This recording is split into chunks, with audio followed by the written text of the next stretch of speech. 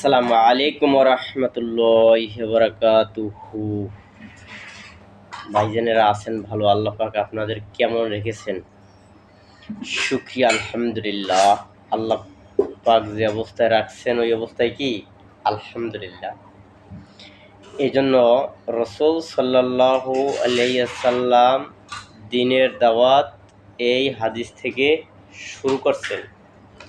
ইয়া আইয়ুহান নাস কুলু লা ইলাহা ইল্লাল্লাহু তুফলিহুন।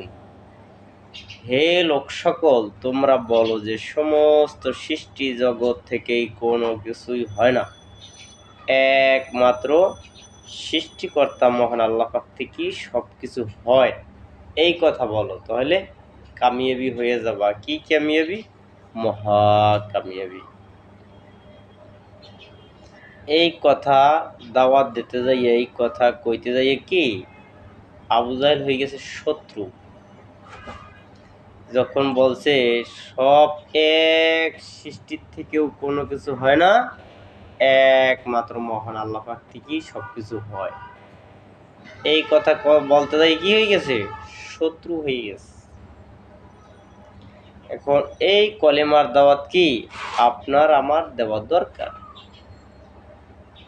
আর এই যখন আপনার কালেমার দাওয়াত দেবেন, কিছু লোক আপনার শত্রু হয়ে যাবে, কিছু বন্ধু হয়ে যাবে, আবার চরম শত্রুর আল্লাহ পাক বন্ধু বানাই দেবে, বন্ধুরে কি শত্রু বানাই দেবে। এইটাই হলো কি আইন।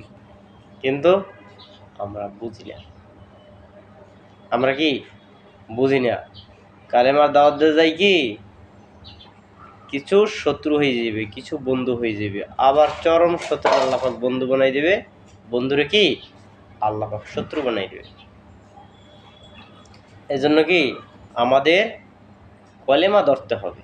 কীর্তন কিছু হয় না, আল্লাহ পাক থেকে হয়, কারো কোনো অস্তিত্ব নাই, আল্লাহ পাকের অস্তিত্বই অস্তিত্ব।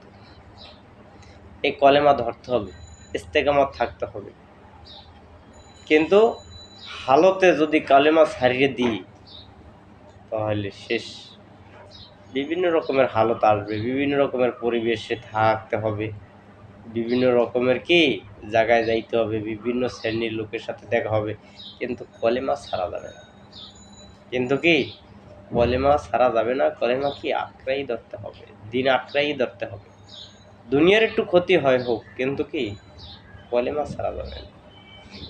এই জন্য কি আমাদের নিজেকে নিজে শক্ত করে থাকতে হবে, ইস্তেকামত থাকতে হবে, যে কি আমার দ্বারা যাতে কোনো গুনাহ না হয়।